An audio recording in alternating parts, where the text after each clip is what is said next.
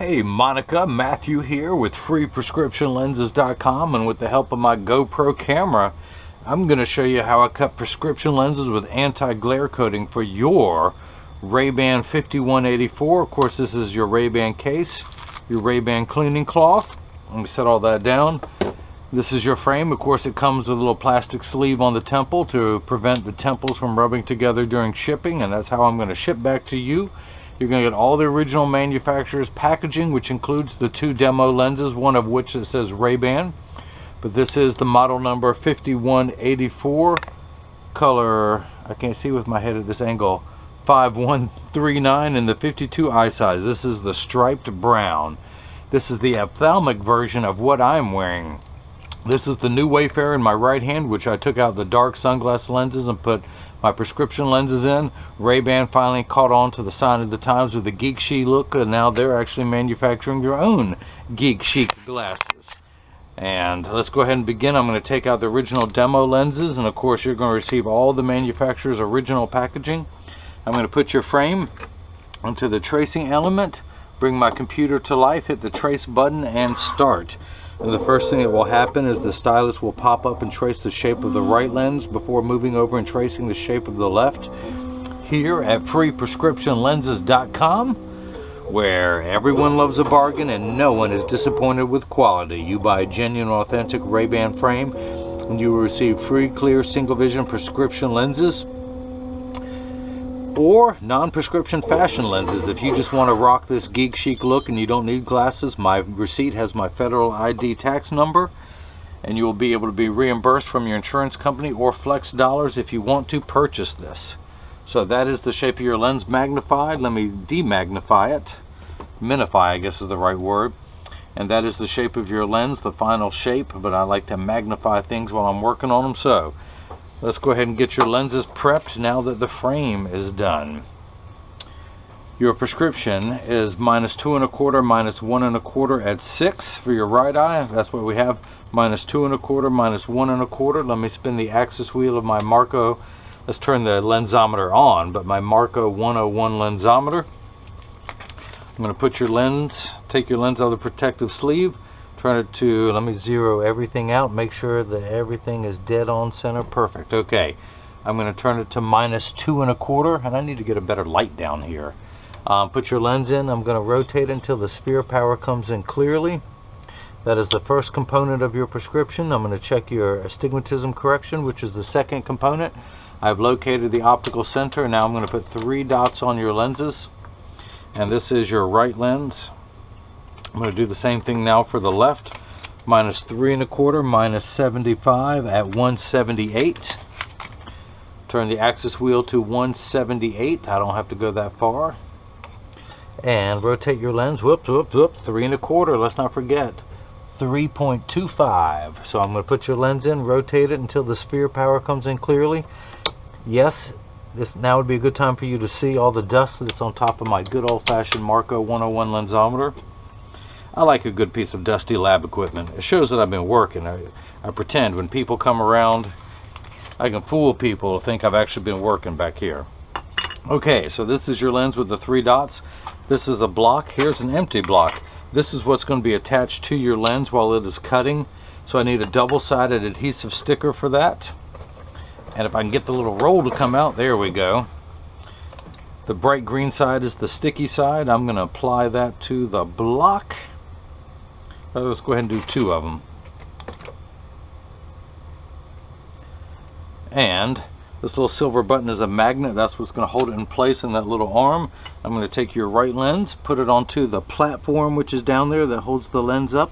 Of course, you can see the little optics there when I move it back and forth. It's got a camera underneath. And good thing I don't have a camera underneath. That's not my most flattering side. Alright, your pupillary distance is 31.5 in each eye. It is pre-programmed for 32.5, so I'm going to hit this minus button until we get 31.5. So I'm going to take one of these blocks. Hey, there it is. Let's pull the sticker off. There we go. And I'm going to get, the reason why I put those 3 dots on there is I have to get your lens oriented just perfect so that's going to fit into the frame, because with your astigmatism correction the lens has to be just perfect. So That center dot is my most critical one. That is your optical center. That's going to be dead center in front of your pupil. That is your pupillary distance. So I'm going to get that lined up, and these two on the outside. Hopefully you can see that little straight line there to show me it's in the right place. I'm going to hit the button. The arm's going to come down, drop onto the lens, and your right lens is good to go. You push down. I always like to push down on there and make sure it's stuck on there good. So I'm going to do the same thing now for your left lens. Pull the sticker off, put it into the arm, and get everything lined up just perfectly here. And we are good to go. This blue square is the geometric center of the lens. So your eyes are inset by 1 millimeter, so we're at 31.5 there for your left lens. Again, hit the button, the arm comes down, applies that to the lens, and we're good to go. So, oops, my little stylus. Of course, it works with my pinky, but hey, you know, this came with the $40,000 machine, so I might as well use it. So let's pull up. That is the shape of your lens. These are polycarbonate lenses. I'm cutting on the soft cycle, and all I have to do is get it ready. Now, this wheel over on the far right, it's going to move into place, but for now it tucks back in the corner. That's your cutting wheel. That's going to act like a very heavy grit sandpaper that's going to grind away your lens material until it's the final shape. The silver button again is a magnet. This is the chuck that it sits into, so the magnet's going to hold it right there in the chuck. And I'm going to hit the start button. The clamp's going to close. The next thing to happen is these calipers are going to come, and it's going to measure the thickness of your lens going all the way around to know exactly where to place the bevel so it will fit best inside your frame. I can move it forward, I can move it backwards, but we're going to keep it just dead center so you have no edge thickness exposed in your frame.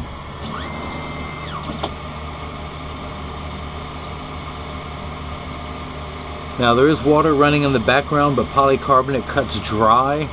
Plastic and high index lenses cut wet with water spraying on them the whole time, but this is going to cut dry. Water jets will kick in for the last 20 seconds just to wash away any optical debris. Now, your lenses are polycarbonate. Polycarb is 40% thinner and lighter than regular plastic. It is also virtually unbreakable. They are bulletproof up to 22 caliber. If it wasn't bulletproof, could I do that? Yeah, see, I didn't think so. But it also has both UVA and UVB protection. There is no UVC protection. UVC kills instantly. That's why we need to keep the ozone layer. That's what's floating around in outer space and will kill us in a heartbeat. But UVA and UVB we can protect against, and you have permanent sunscreen for your eyes with this. Now, the other nice thing about your lenses is they are aspheric. A spherical lens is completely round, just like a basketball. You could hold it, I mean, it's just completely round in every dimension, no matter which way you hold the lens and look at it, it's completely round. An aspheric lens is much flatter. The curvature, the field of view in the front, so not only is it a thinner lens, but the front curvature is going to fit perfectly inside this frame and give you the best cosmetic appearance possible. Now, the last thing is the anti-glare coating, and it's also a hydrophobic anti-glare coating. Hydrophobic simply just means water hating. Now, that's not in a bad way. It's just that when, look, hey, there's a little ring. Can you see that in there? That's actually the outer circumference of your lens. Now again, it's just going to get a second opinion. It's measuring again the thickness, exactly where to place the bevel one last time. So, but the anti-glare coating, well, let me back up again. The hydrophobic coating, you know how when you wax your car and it rains and the water beads right off? Your wax is a hydrophobic coating. So you never need a liquid cleaner again to clean your lenses. Of course, if you've been baking and you get any flour and water that has dried onto the lens, then just literally dish soap. And everyone out there listening, you never need to buy any liquid cleaners for your lenses. The best thing in the world for cleaning lenses is sitting at home on your kitchen counter. That's all you ever need. But if you're outside in the rain, any water that hits it, it's just going to bead right off. It's not going to be droplets on the lens. But the anti-glare coating is three features in one. It's an anti-glare lens for driving at night, particularly driving at night in the rain, but from street lights, stoplights, computer screens, overhead fluorescent lights. The second feature, the cosmetic reason that people get it. It's a reflection-free lens. That's why it goes by the name ARC, which is an anti-reflection coating. It's when someone's looking at you, they're not looking at their reflection in your glasses, so it makes for much better eye contact. Plus, if someone takes a picture with a flash, this is the #1 reason people get it, you won't see the flash lit up in the lens. You'll see just your eyes, so it gives you the best cosmetic appearance possible. The third feature that I liked is the extremely strong scratch coating they put on the lens. The machine that applies that anti-glare coating costs $1 million. It takes 24 hours because they literally vaporize 7 layers onto your lens. Now I'm gonna hit that button to open up the chuck. Of course, as I like to call it, the Charles, because I don't know the machine well enough to call it chuck.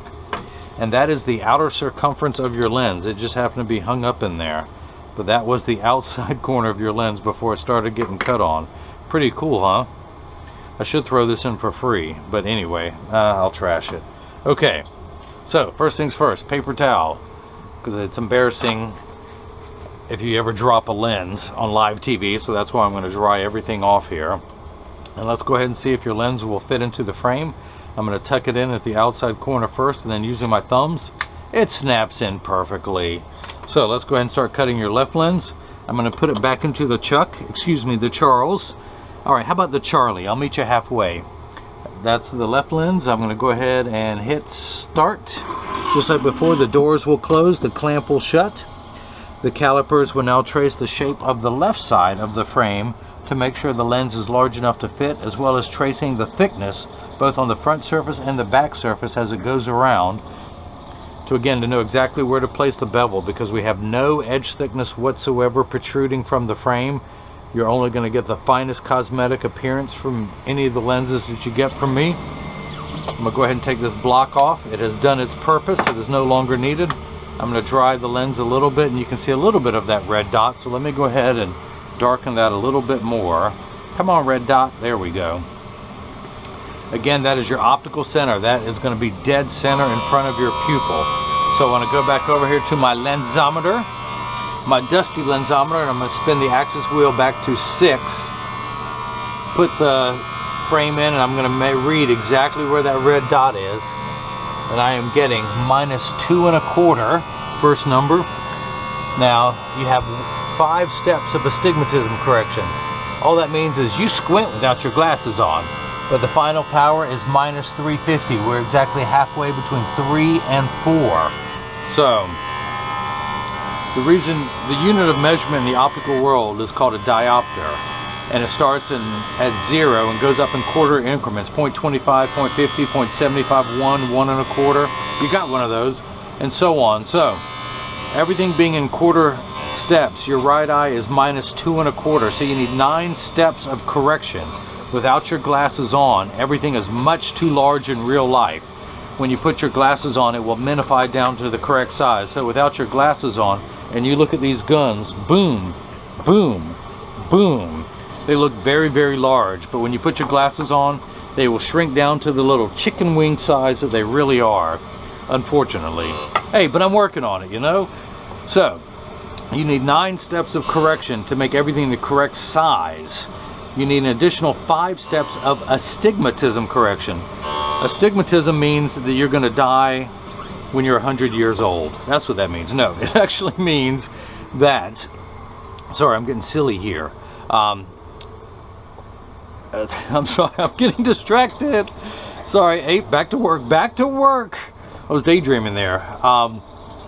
This is what makes everything blurry. This is why you squint, why 6s and 8s look alike. When you squint, you're actually changing the shape of your eye. You're trying to get it round, or when you squeeze it, ooh, that's a big strong thing. I try and squeeze it. Okay, let's get something better. That's what you're doing when you squeeze your eye. You're changing the shape of your eye, and you're trying to make out those blurry images. So that's why 6s and 8s, or the letters P and F, look alike. Now, astigmatism is the fine-tune knob. This first number gets everything the correct size. This number takes away fuzzy edges. So we're going to tune that fine-tune knob to 6. A straight line is 0 to 180, although someone argues with me 0 and 180 are the same number on a straight line. So technically it should be 1 to 180. So we're going to turn that knob, with 90 being in the center, with 0 over here on this side, excuse me, 1 and 180 on this side. We're going to turn that fine-tune knob to 6, barely off there. Now your right eye is the better. Your left eye, you need more magnification. You need 13 steps to make everything the correct size, but you only need 3 steps to correct for your astigmatism, and we turn that fine-tune knob to 178. So we're actually going to turn it all the way past 90, almost to the 180 line, and we're going to stop at 178. Now 6 and 178 look very far apart, but again, on a straight line, you have 6 over here, and if you can imagine, if I were to turn this, 6 is the same as 186, because 360 is a circle. I can't turn my arm that far. Let me start this way. Nope, can't do it that way either. So when I turn my axis wheel on here, we have 6, 180 is the 0, and we're going to turn it to 178. So really those are only 6 and 8 is only 8 digits apart. So that's why those numbers are so close together. Now this fluctuates. These first 2 numbers are real values that we should be concerned with. Actually, you could be concerned with. I could care less. But these numbers, that could fluctuate again anywhere from 0 to 180. Yes, I know I keep saying that, 1 to 180. Because 180 and 0 is the same number. So I'm going to hit the chuck to open this up. Take your lens out, dry it off. Run my thumbnail around there. Clean off any optical debris. This is called Schwarf.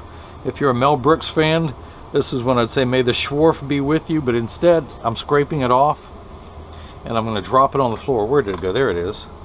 I'm going to drop it on the floor, because who has time to go all the way to a trash can? That's pretty far. I'm a pretty busy guy. You can't expect me to walk all the way to the trash can. Now where'd your frame go? Here it is, down here in the old dusty lensometer. So let's get your left lens tucked in at the outside corner. Let's see if it fits this way. No, it doesn't. All right. That's the problem. It doesn't leave any artistic creativity. I want to put it in this way, but it won't fit. So I'm going to put a square peg in a round hole. So I'm going to tuck down with my thumbs. That one snaps in. And actually, can I mail you this? You can be the first one on your block to wear it that way. You really don't have to take it off. That kind of looks steampunk. Okay. If anyone wants steampunk glasses, email me and I'll tell you I've never heard of them. No, actually I got them made. So, your pupillary distance, let me darken that red dot again because it's getting light. It was washing off. But your pupillary distance is, well, let's go ahead and inspect this again. Back to 178. 178, 2 degrees off of 0, 180. Put it in over that red dot. And I'm measuring, oops, I don't think I cut this one right. No, I'm just kidding. I'm measuring 3 1/4. Did you like the suspense? Did you think you were going to have to wait for your glasses? Okay. Turn the axis wheel and we have a combined power of 4. How do I get that? Remember high school algebra? You add 2 like signs together. Actually, when I think of high school algebra, I slept through it, so I don't remember much. But using today's vernacular, you like that word? If someone had borrowed $3.25 and then they borrowed another 75 cents, they would owe you $4 plus interest, but I'm only getting $4 there. We're at -4. The red numbers are minuses, the black numbers are positives. Black magnifies, red minifies, even though that's not a real word. You can look it up in Webster's dictionary. There is no minify, but there has to be an opposite to magnify. So I'm making that word up along with other gibberish. Now, okay, pupillary distance. You are 31.5 in your right eye, 31.5 in your left. Starting at the center of your nose and going outward, you are 31.5 millimeters from the center of your nose, which is extremely rare. Most people do not have the same number. I'm just pointing that out how rare it is. But it's a combined value of 63. So I'm going to place my PD stick against my thumb on your right lens, and when we hold it up to your left lens, we're getting 63 millimeters. So that is made accurately. Hey, even I get lucky. But no, I shouldn't joke around. People, I take my work very seriously, just not myself. But as I clean the red dots off, I like to mention to everyone that if you get these and they're too loose or they're too tight, which is a possibility, but realistically, 80% of the time, one side is going to sit higher than the other when you try these on. Why is that? That is because 80% of people have one ear that's higher than the other. That's why glasses sit uneven. But I'm going to get them in standard alignment. But don't you fear, 99% of all optical shops will do free adjustments. because there's people like me who have one ear that's higher than the other, but I'll get them in standard alignment, also known as a 3-point stance. The 3 points are 1, 2, and the bottom of the frame being 3. I set them on the counter and press down. There is no wobble. When I say wobble, I've got one ear that's higher than the other. That's why mine wobble on the counter, but they sit level on me.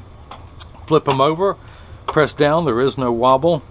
Turn them on this side, hey, there is a wobble. What's up there? No, okay, it's a good thing you don't wear them like that. But I close each temple to make sure they overlap perfectly, and they do. Same amount of tension on each hinge, and there is. So Monnica, Bobonica, Banana, Fana, Fofonica. Sorry, those are very scientific terms. I don't know what they mean. I hope you enjoyed watching as I made your prescription lenses with anti-glare for your Rayban 5184 color. Let me move it away so I can see it. 5139 in the 52 eye size.